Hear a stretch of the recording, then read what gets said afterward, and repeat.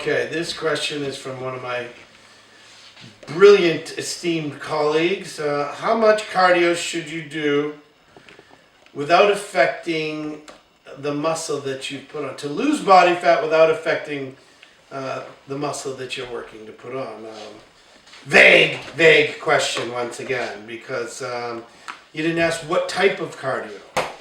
Is it HIIT cardio? Is it how many times a day? You know, I suppose that's what you're asking. I think if you're running, like literally jogging, running hard, your body's going to adapt to that activity by shrinking some muscle on your legs to make it easier.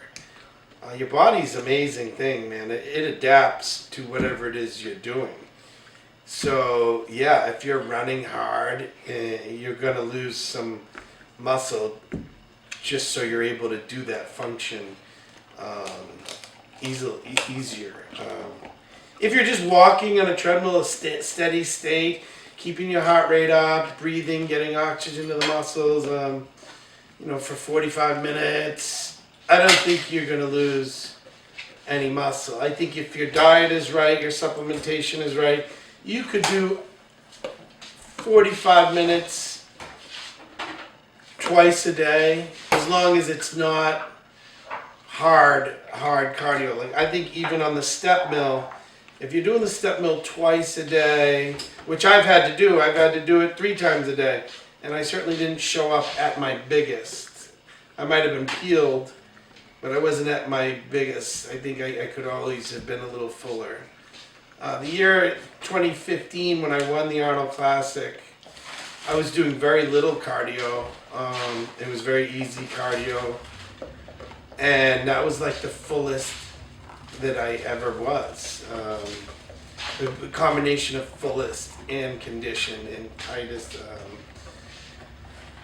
And I always find that the preps where I'm ready ahead of time and I do less cardio, I'm able to do less cardio, I come in with a fuller look.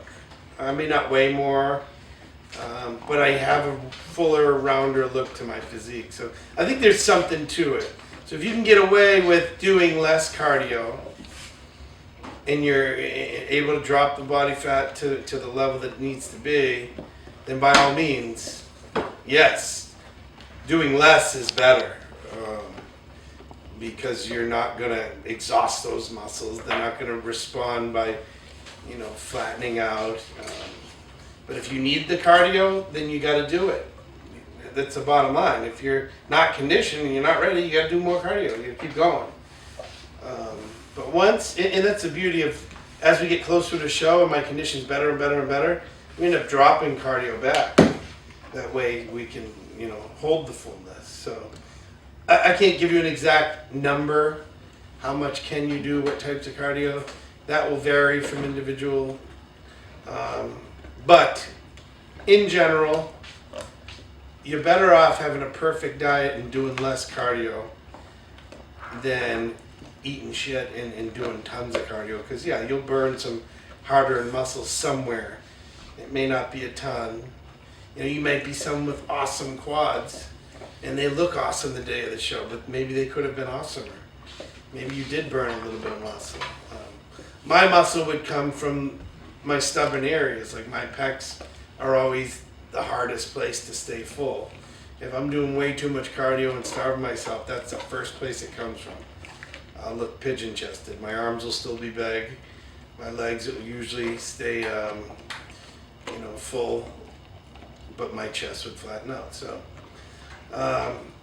moral of the story, if you can get away with doing less cardio, by all means, do less cardio. Eat better. If you need the cardio, do it, because I'd rather see you peeled out of your mind with a little less muscle than full as a house, but you're still fat. So take it for what it is. I think that makes perfect sense. I hope you do too. And good luck.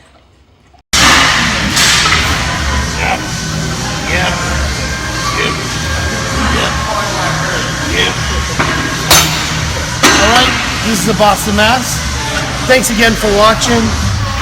Now, if you're not subscribing, subscribe now. Tell all your friends to subscribe.